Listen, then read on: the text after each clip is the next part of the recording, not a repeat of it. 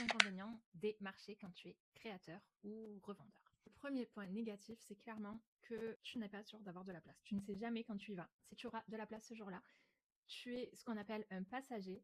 Et tant que tu es passager, tu dois attendre derrière celui qui place, de te laisser de te trouver une place. Ça marche souvent à l'ancienneté. Il y en a qui marchent par tirage au sort, donc c'est pas sûr du tout. Ou il y en a qui marchent à l'assiduité.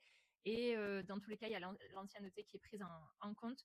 Donc du coup, si tu viens juste de démarrer les marchés, et selon les marchés qu'il y a très très peu de places puisqu'il y a ceux qui ont leur place fixe à l'année.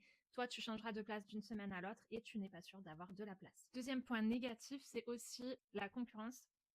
Je ne vois pas ça moi comme de la concurrence, mais clairement tu n'es pas forcément bien accueilli par ceux qui ont une place fixe. Moi par exemple qui vends des bijoux, les vendeurs de bijoux au début me voyaient vraiment d'un très très mauvais œil.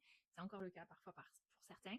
Mais même si moi personnellement je ne voyais pas ça comme de la concurrence puisqu'on a chacun notre style, chacun notre univers et surtout en faisant de l'assemblage, de la création, bah, clairement forcément tu fais des choses différentes. Et le dernier point négatif, c'est clairement aussi que c'est hyper dépendant de la météo et du temps, du monde que tu vas avoir sur le marché. Même s'il n'est pas nécessaire d'avoir énormément de clients, si tu es au bon endroit et que tes produits correspondent à la clientèle du lieu, ça peut très bien marcher pour toi. Malgré tout, s'il n'y a personne, qu'il ne fait pas beau, qu'il pleut, tu es hyper dépendant de la météo. Tu fais des marchés sous la pluie, dans le froid, avec la chaleur. Enfin bon, bref, c'est un métier qui est hyper difficile, qui est physique.